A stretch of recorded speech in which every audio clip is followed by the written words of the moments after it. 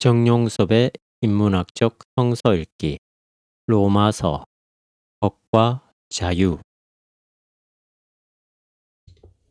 8. 행위로부터의 해방 4장 1절에서 12절 아브라함 앞서 3장 마지막 단락에서 믿음이 율법을 해체하는 게 아니라 오히려 바르게 세운다는 바울의 결론은 믿음과 율법이 등가적이라는 뜻은 아닙니다. 이미 그 앞에서 율법은 상대적이지만 믿음은 절대적이라는 점이 누누이 강조되고 있듯이 믿음은 칭해론에서 독보적인 자리를 차지하고 있습니다. 이제 바울은 이 문제를 유대인들의 역사에서 가장 중요한 인물이었던 아브라함과 연계시킴으로써 유대인들의 이해를 도우려고 합니다. 구약을 중심으로 이스라엘의 역사를 시대적으로 구분한다면 원역사, 족장사, 이집트 생활, 광야 생활, 사사시대, 통일왕국, 분열왕국, 바벨론 포로기, 귀환입니다. 원역사는 전설적 성격이 강하기 때문에 이스라엘의 구체적인 역사라고 볼 수는 없습니다. 명실상부하게 이스라엘의 역사라고 한다면 족장사입니다. 이 족장사의 문을 여는 인물이 바로 아브라함입니다. 그런데 아브라함은 원래 팔레스틴 출신이 아니라 갈대아 우르 출신인데 그곳은 바로 바벨론 문명의 발생지인 이라크 지역입니다. 아브라함의 아버지 데라는 아브라함 내외와 손자, 즉 막내 아들 하란의 아들인 롯을 데리고 고향 갈대아 우르를 떠나 가나안 땅을 향해 가다가 뜻을 이루지 못하고 북쪽 지역 하란에서 죽었습니다. 아버지가 죽자 아브라함은 롯을 데리고 하란을 떠나 가나안 땅으로 이주해 왔습니다. 아브라함의 고향이 갈대아 우르라는 사실은 구약 성서의 문명사적 배경이 바로 바벨론이라는 의미입니다. 세상 창조나 노아 홍수 같은 설화는 성서와 바벨론 문헌이 공유하고 있습니다. 아마 에덴 동산 설화도 역시 바벨론 문명의 뿌리를 갖고 있는 게 아닌가 생각됩니다. 실제로 이슬람 교도들은 자신들이 아브라함의 자손이라고 생각합니다. 성서에도 아브라함의 적자인 이삭이 태어나기 10여 년 전에 이미 이스마엘이 태어났다는 보도가 있습니다. 그렇다면 유대인과 이슬람 사람들은 배다른 형제라 할 수 있습니다. 이스마엘과 이삭의 출생설화에는 어떤 면에서 우유부단했던 아브라함과 두 여인 사이에서 벌어지는 매우 비인간적인 증오와 원한이 사무쳐 있습니다.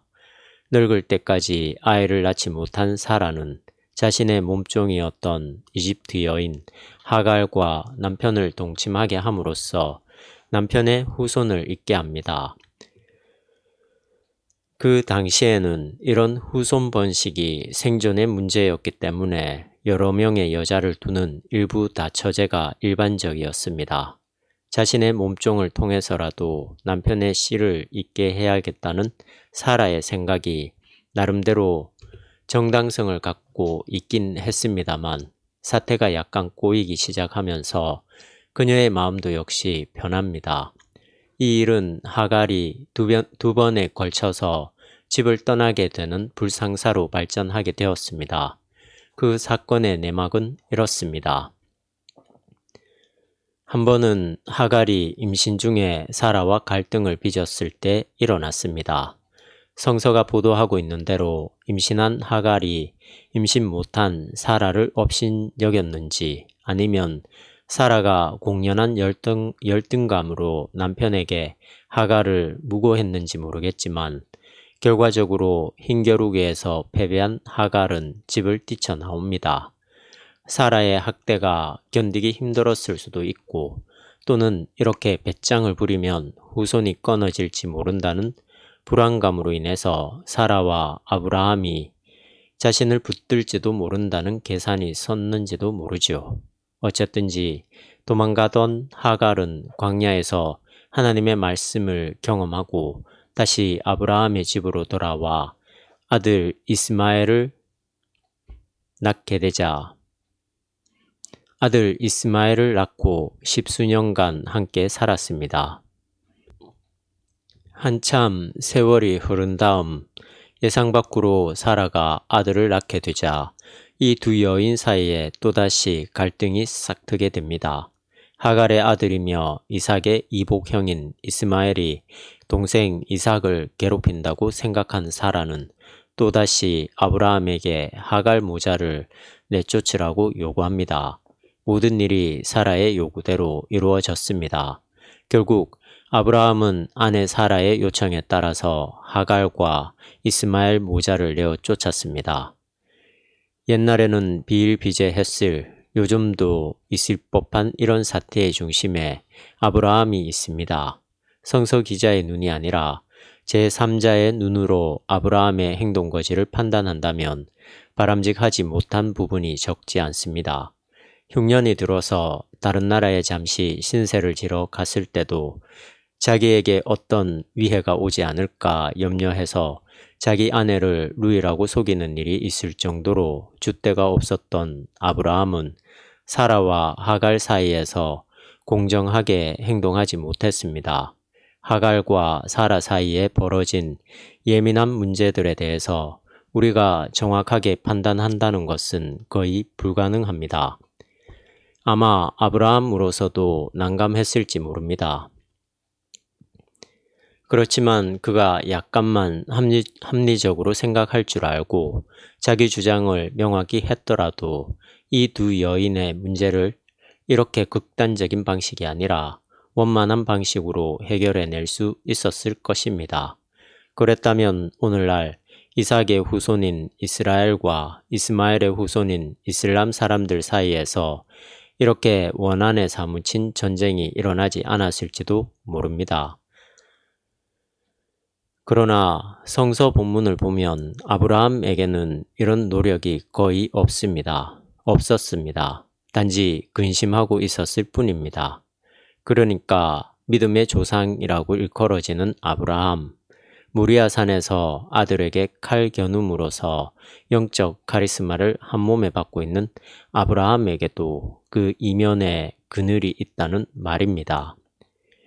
작위. 이런 이유 때문인지 바울은 아브라함이 행위로서 의롭다고 인정받는 게 아니라고 단언합니다. 2절. 물론 아브라함에게 본받을 만한 행위가 없었던 것은 아닙니다. 목초지 문제로 조카 롯과 갈등이 벌어졌을 때 아브라함은 조카에게 원하는 지역을 먼저 선택하라고 양보했습니다. 내가 우하면 나는 좌하고 내가 좌하면 나는 우하겠다. 그 당시의 목초지가 바로 자신들의 생존에 직결되는 문제였다는 점을 고려한다면 아브라함의 이런 태도는 본받을 만합니다. 그는 평소에도 나그네를 접대하기를 즐겨 했습니다. 성서의 보도에 따르면 소돔과 고모라 성을 심판하러 가는 천사를 만나게 된 것도 이렇게 지나가는 낯선 나그네를 대접하다가 우연하게 이루어진 것입니다. 그렇지만 바울은 아브라함이 하나님 앞에서 행위로 의롭다고 인정받은 것이 아니라는 점을 확실하게 언급했습니다. 만약 행위로서 의롭다고 인정받을 수 있다면 자랑할 만한 일이지만 하나님에게는 이런 논리가 통하지 않는다는 것입니다. 인간의 행위에 대한 평가를 이렇게 낮추어 잡아도 좋은 건가요? 우리 주변에 선한 행위들이 있기 때문에 고단한 인생살이 중에서도 견딜 수 있는 게 아닐까요? 어떤 사람은 시간이 날 때마다 장애시설을 찾아가서 봉사합니다. 가난한 사람들에게 먹거리를 나누어주는 사람들도 있습니다. 호스피스들의 수고를 보면 인간다움의 극치를 느낍니다. 요즘 많은 교회들이 뒤늦게 사회복지 문제에 관심을 기울이기 시작했습니다. IMF 이후로 거리로 내몰린 노숙자들에게 끼니를 해결해 준다거나 때로는 외롭고 병든 노인들에게 도움을 주는 일도 있습니다. 최일도 목사의 다일 공동체는 개신교 복지기관으로서는 가장 대중적인 성과를 이루었습니다. 얼마 전에는 무료 병원까지 개원했더군요. 교회가 내부 소비에 머물러 있다가 그래도 밖을 향해서 관심을 돌렸다는 것은 만시지탄이지만 다행스러운 일입니다.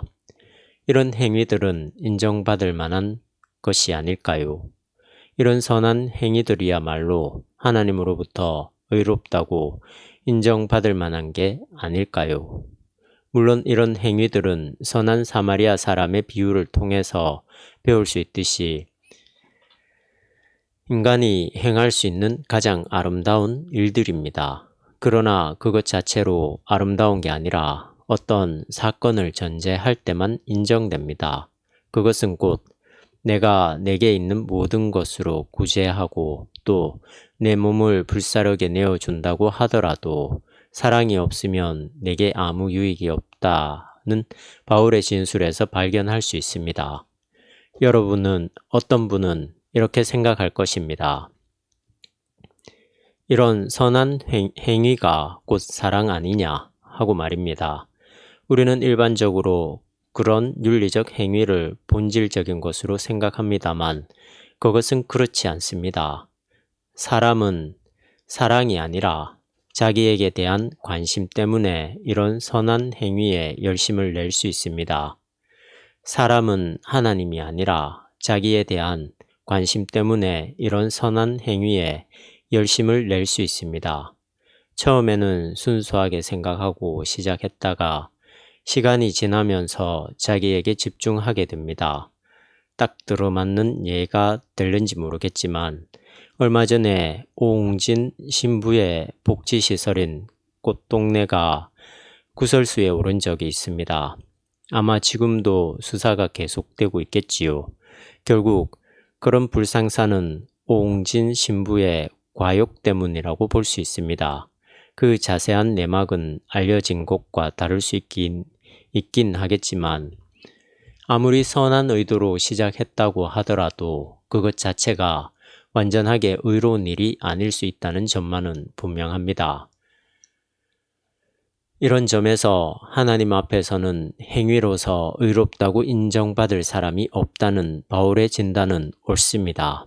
우선 자기 자신을 향해서도 그렇고 남을 향해서도 그렇습니다.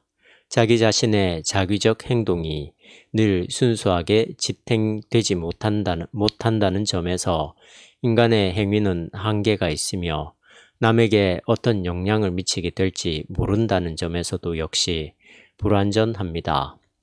인간의 행위의 주체인 인간의 내면적 한계는 앞서 여러 번 지적된 것이기 때문에 접어두고 외면적 한계에 대해서 잠시 해명해 보지요.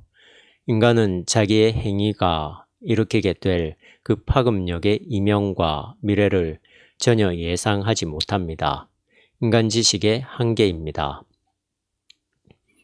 비록 선한 의도에서 발생하는 행위라고 하더라도 그것은 그것에 못지않은 어두운 면을 늘 갖게 마련이며 더구나 그 사건이 어떤 결과에 이르게 될지 알지 못합니다. 극단적인 예를 들어본다면 어떤 가난한 사람에게 물질적인 도움을 주는 것이 그 사람을 정말 위한 것인지 아닌지 알 수 없습니다.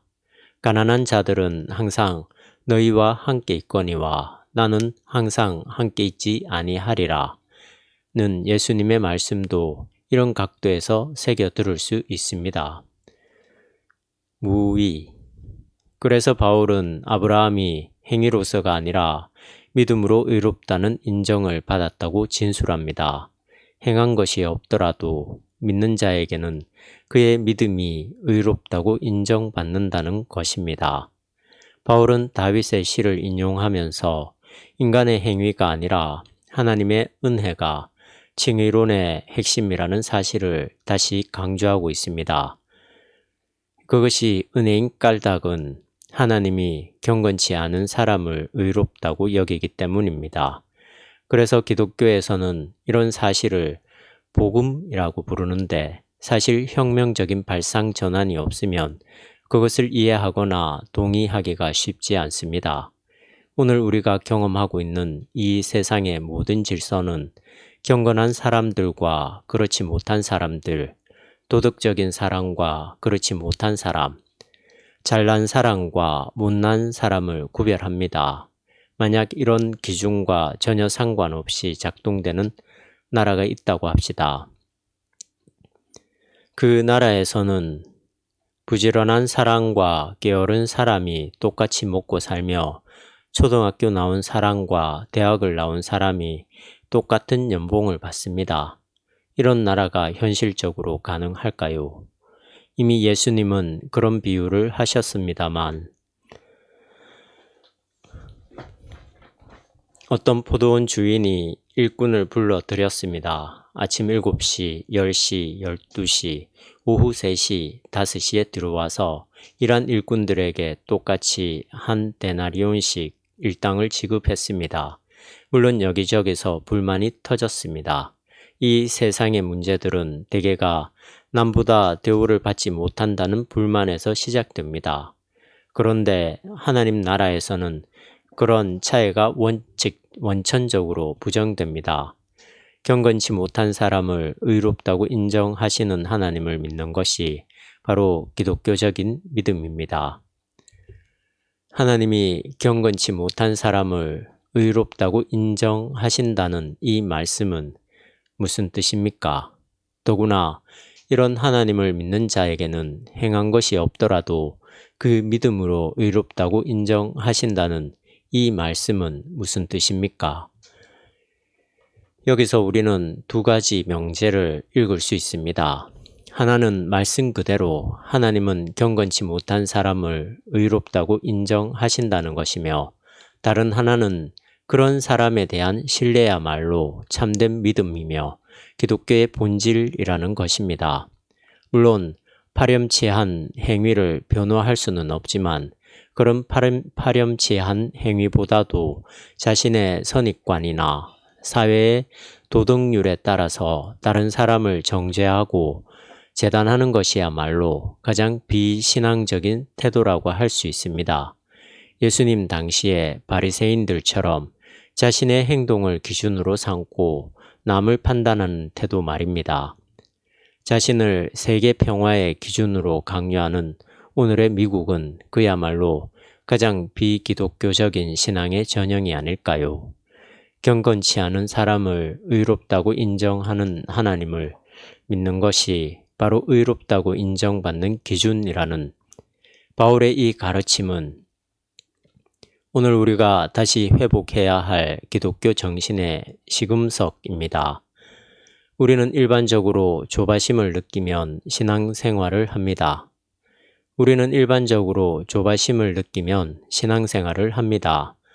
어린아이들이 어떤 규칙에 묶여서 살아가듯이 하나님의 법에 딱 들어맞게 살아가는 방식을 찾느라고 마음이 분주하고 굳어져 있습니다.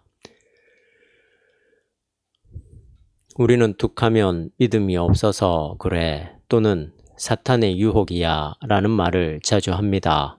그래서 신앙생활이 앞서 표현한 대로 너무나 자기적입니다.